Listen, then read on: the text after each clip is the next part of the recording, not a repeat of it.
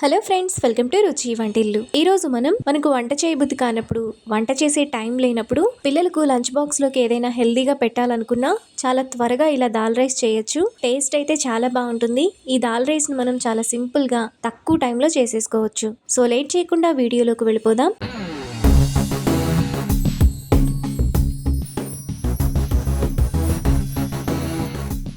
ముందుగా దాల్ రైస్ చేసుకోవడానికి ఒక బౌల్ తీసుకొని అందులో 1 కప్పు బియ్యం, అదే కప్పుతో 1 కప్పు కందిపప్పు వేసుకోవాలి.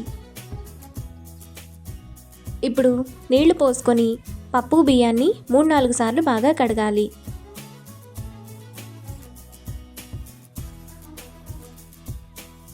పప్పు బియ్యాన్ని ఇలా కడిగిన తర్వాత కొద్దిగా నీళ్లు పోసుకొని పక్కన పెట్టుకోవాలి.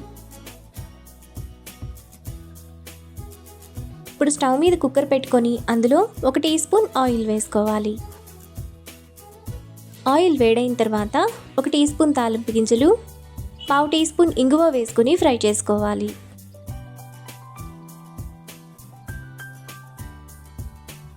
ఆవాలు చిటపట్లాడిన తర్వాత 1 ఎండుమిరపకాయ, కచ్చాపచ్చాగా దంచిన 4 వెల్లుల్లి రెబ్బలు, 1 రెమ్మ కరివేపాకు వేసుకొని ఫ్రై చేసుకోవాలి.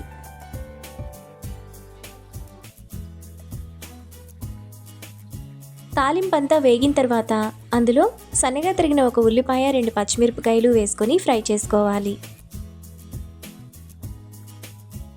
ఉల్లిపాయలు ఇలా వేగిన తర్వాత అందులో చిన్న చిన్న ముక్కలుగా కట్ చేసుకున్న 2 టమాటా, టేస్ట్కి తగినంత ఉప్పు, 1/2 టీ స్పూన్ పసుపు, 1 టీ స్పూన్ కారం, 1 టీ స్పూన్ ధనియాల పొడి వేసుకొని ఒకసారి కలుపుకోవాలి.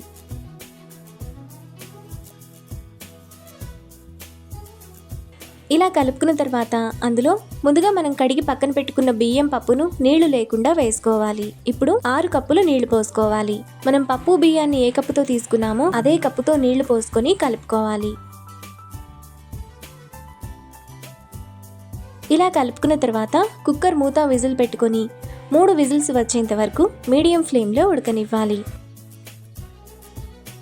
కుక్కర్ విజిల్స్ వచ్చి ప్రెషర్ పూర్తిగా పోయిన తర్వాత మూత తీసి గరిటెతో ఒకసారి కలుపుకోవాలి. ఈ రైస్ మీకు ఇంకొంచెం పల్చగా కావాలనుకుంటే ఇంకొద్దిగా వాటర్ని యాడ్ చేసుకోవచ్చు. ఇలా కలుపుకున్న తర్వాత అందులో సన్నగా తరిగిన కొత్తిమీర కొద్దిగా, 1 నిమ్మకాయ రసాన్ని పిండుకోవాలి. మీరు నిమ్మకాయ ప్లేస్లో 1 చిన్న నిమ్మకాయ సైజ్ అంత చింతపండు రసాన్ని కూడా వేసుకొని కలుపుకోవచ్చు.